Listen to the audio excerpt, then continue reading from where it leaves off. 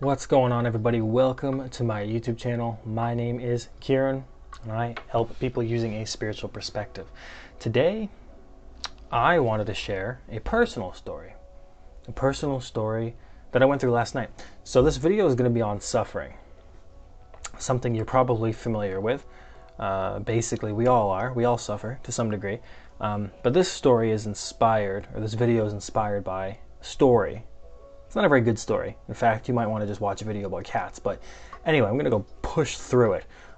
So last night I had a tantrum. Okay, so sometimes what happens is because I'm a little baby girl, I will have a tantrum sometimes. I shouldn't say that. I'm only joking, of course. But sometimes things get bad. Okay, and when they get bad, we tend to really identify with the pain or what we're perceiving as sort of bad, whatever's happening, right? We basically go through this, this sort of sphere of suffering, and we exist within it, and we can't really see any other perspective. So what happened last night is I was laying in bed trying to sleep. It didn't work. I think I got about an hour of sleep last night. And I was staying up just thinking like over and over again about the same type of stuff, right? Didn't get anywhere, of course, obviously.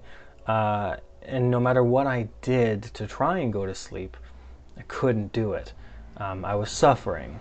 I was, angry, sad, crying, just all around not having a good time of it. And sometimes that happens, not every night, but sometimes when I just forget to take a moment during the day, during the weeks and stuff, I'll have a night where things just get too much, right? And they got to a point where I was sitting there like 4 a.m, just laying there and just like out of my mind with anger, and I was just thinking like, wow, like all I'm doing is reacting to myself. So all suffering is reacting to yourself. That's all it is, right? All suffering happens externally, right? There's something that happens on the outside, in the outside world, that creates a reaction within us. And so then we react to that reaction. We react to how we're feeling. We react to the emotions around something. So for instance, if you get into a car accident, the accident itself, as negative as it may be, is not responsible for your suffering. It's only responsible for the things happening outside of your internal process. So maybe you have to pay for the damages, the time and the energy spent, and maybe there's physical injuries, okay, etc. There's a lot of things that come with that, right? Maybe the points on your insurance, things like that, right? But the suffering itself is not happening in life, right? It's not happening out there, right? It's not happening out here. It's happening in here. That's where the suffering is. So last night I was thinking like, wow, like I am so identified with the way I'm feeling that it's so hard to separate it into a different perspective. And I think that's obviously what happens. Suffering is such a thing that it only goes down because there's so much to suffer about, really, when you think about it. Because we all choose things in our life. We all choose things that cause us sufferings, and I don't think suffering is unnecessary. I think it is a part of life, but I think a lot of it, maybe 80% of it, is unnecessary, isn't or shouldn't be a part of life, and that we can readily sort of step away from. Like there's a quote from Buddha. I don't know if he actually said it. We didn't have recorders back then, but something along the lines of suffering is necessary until it isn't, until you realize it isn't, right? So you suffer and suffer and suffer until you realize you don't have to. And this is kind of what I'm talking about. But I put it into this nice little quote for you guys, completely original. It's a Kieran quote, and it is, again, suffering is merely us reacting to ourselves. So the things that happen on the outside are not responsible for the things that happen on the inside. And so we will react and react and react, sometimes for weeks, sometimes for months, and we'll sort of keep going and going and going with that reaction for something that may have happened a while ago, or maybe it happened recently. So last night, things were getting to me, right? But I parallel that with things that I think we choose, that we do choose, and that it's okay that we suffer. So for example, before I go into the rest of my story, we choose things like what we want to do. And suffering and pain is fine when we choose it. It's okay. So let's take an example of two different lives, right? So I endure suffering because I made a choice to pursue a life that had more meaning than the one I was living with before, okay? So basically, I chose to be a creative, okay? So I guess all that means is I chose to be broke. I chose to try to do something with my life that was meaningful to me, because before this, I was, nice little bird dropped by. Before this, I was, just doing cocaine or whatever it is I was doing, just depressed and, shit like that. But basically, I live a life where I try to do things. I write, I make music, I try to rap, I have a YouTube channel, I have a blog, I write poetry, I've finished my second book, I've written a book before, I'm, a lot of spiritual stuff, a lot of creative stuff, try to do things that have meaning to me, where I can take some of the things that are on the inside and take them on the outside, right? And that has been like difficult, right? It's been difficult to do, which means financially, for instance, I'll have huge abundances of resources, and then other times in my life I'll have nothing. I'll be flat out broke, right? And that's just how it goes, right? You kind of up, you're down. And whereas before, the traditional job, the 9 to 5, the safety, the regular paychecks, that was numbing, soul-sucking, dull, stupid, boring. I hated it. I hated myself. I hated who I worked with. I hated everything about it. I hated the corporations, the rules, the mentality, pretty much everything about it. Hated that I was doing something meaningless and demeaning, something that a teenager should be doing. And here I am, 28 years old. Don't really want to be doing that stuff. So maybe that's entitlement. Who am I? But who am I indeed? But that's a different video for a different day. Nice little, I got a little bird feeder going out, so I apologize if I keep looking at this way, which is right for you or left, I don't know, who cares. But there's some birds, so I'm sorry if I'm distracted, but that type of life did not resonate with me. And I don't like it. So I don't want to do stuff like that. But there is a safety. There is more of a gradual predictability to it all, right? So there's more flatline. Whereas me, it's more up and down, up and down, up and down. And so that sometimes happens to me emotionally as well. Spiritually, of course, mentally, right? It's all happening in these sort of big ups and downs. And that's kind of how I've been my whole life, I think.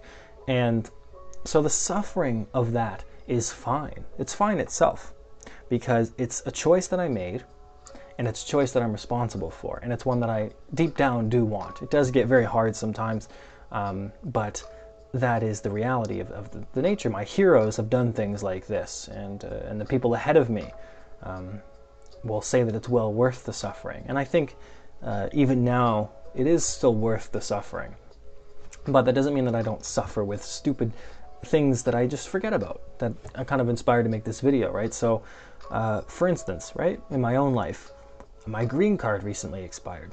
So I live in America, green card, I was born in Canada, so I'm a Canadian citizen, but I'm not an American citizen. So I have citizenship in Ireland, the UK, something like that, and Canada, but I don't have it here. So it expired, and it's like $600 or something to get it renewed. I think it's a little less. It's like 500 and something, 580, something like that. But the difference is negligible. And I don't have that. I really just don't. And so I didn't get it renewed. And I didn't even know that I should, that I'm supposed to be doing that. Because it renews, or you you're supposed to get it renewed every 4 or 5 years, and I just didn't even pay attention really this year because I don't look at it very often. So it's on me, of course, but it's expired, so I don't really have the right to work and live here. So last night I'm thinking, what am I going to do? Where am I going to go? How am I going to get the money? Should I even get it renewed? I'm watching my life fall apart. Things move, which is good. I don't mean that necessarily in a negative way. People, situations move away from you as you become aware of what your true desires are. So naturally things fall apart, okay? So that's not inherently bad. It's part of the process.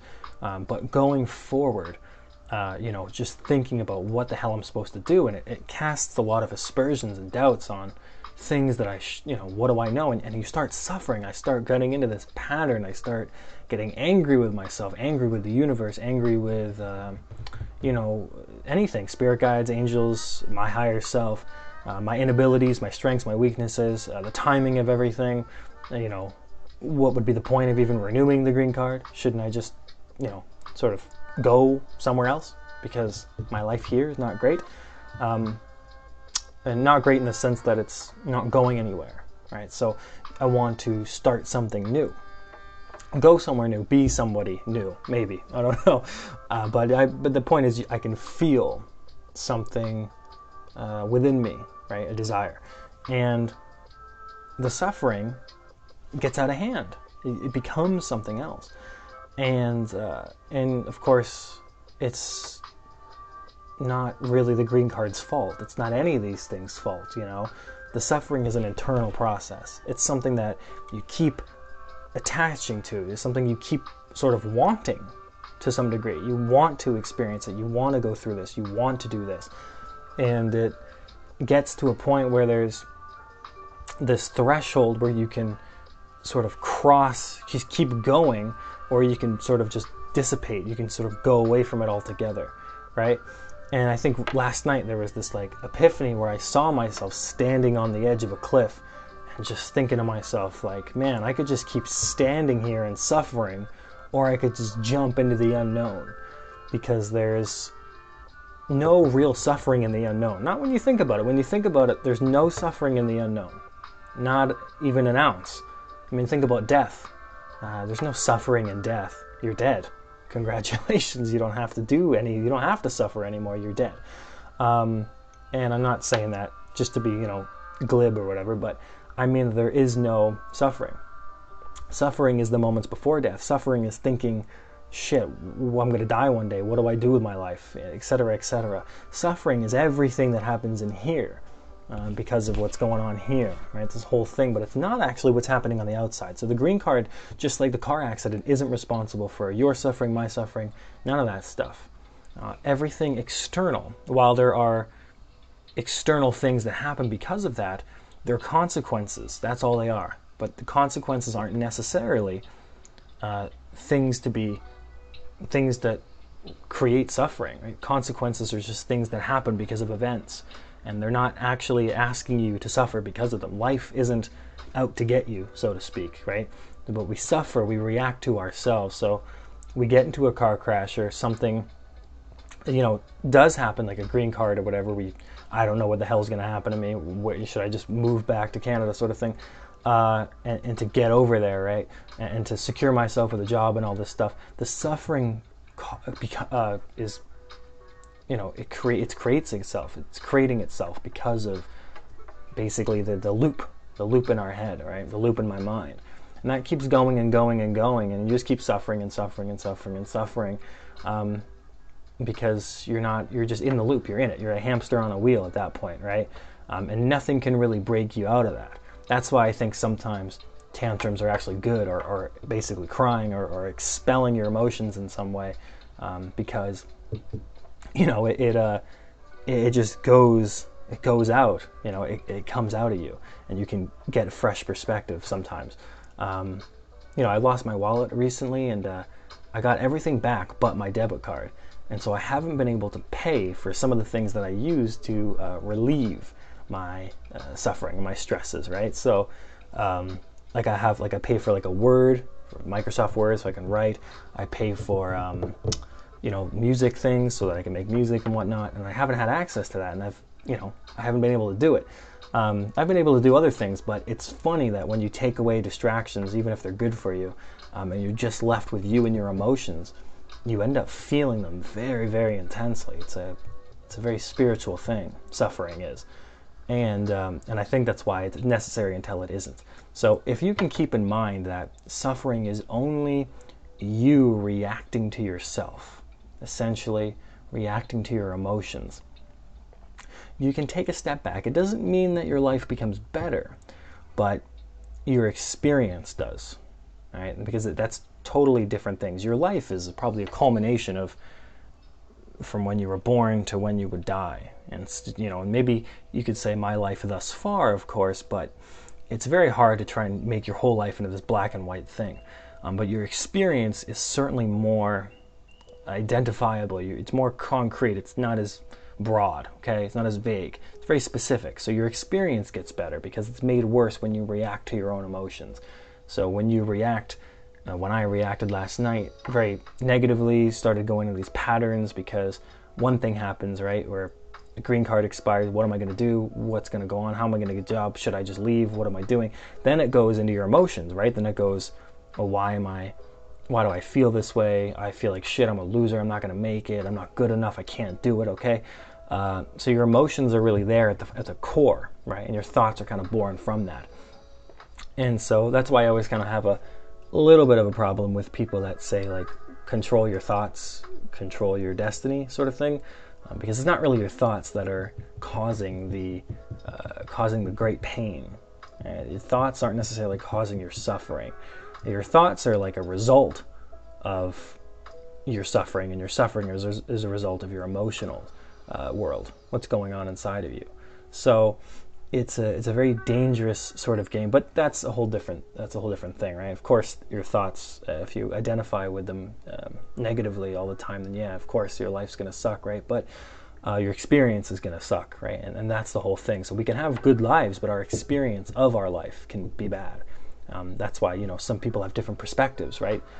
People that are in shape, good looking, can see themselves as ugly and fat, right? So obviously it's our experience and our perspective that it comes down to. The suffering is just this thing that if we can take a moment to appreciate the choices that we have made, because yes, if we make choices, then we choose our pain.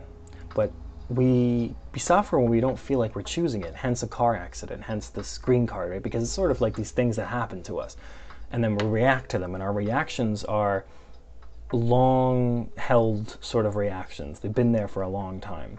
So it's not like you just suddenly have a different reaction than you've always had. You're going to have these things that are patterns in your life, and that's where the suffering comes from. It's always kind of there beneath the surface. We've been suffering, we've been suffering for a long time. Humans in general, but us, me, you, we've been suffering for a long time. Right? If you watch my videos, you probably suffered. Whether it be in love, career, finance, it doesn't really matter. Your experience has had suffering in it. So it's important, I think, that I just make this video to share with you guys to say, hey, you're just reacting to yourself. Things aren't as bad as they seem, right? So while this may be sort of not evidence that everything in your life is suddenly going to get better tomorrow, it is evidence that you don't have to be in as much pain as you are right now. That is always, always, always true. And it's always important to remember that you are absolutely in control of your observations. You're in control of something. Maybe not everything, but there's something within you that you can reach into at any point. Sometimes it takes some crying and some tantrums to remember, but it is there. Maybe it's your power, your soul, your essence, your divinity, your innocence. You can call it whatever you want, but it's there, and it's there in some form. So when you remember that you're just reacting to yourself, you've just got these emotions, and you're just reacting to these emotions, you can detach, sort of, see things like a bird might, or a fly on the wall. Right? If you can see it like that, it doesn't mean that your life has fixed itself, but you're now in a much better position to do something about it, to take an action, to do something. For instance, make a YouTube video. That's something. Like, I don't feel great at this moment, I don't feel like I look very good. I feel tired, bags under my eyes, my hair is kind of greasy, and I'm just exhausted, to be honest. But this is a video for me, for you. It's about suffering. I hope it helps. I'm gonna go to bed. I hope you guys have a great night or day. I don't even know what it is. All right, guys, talk soon. Bye-bye.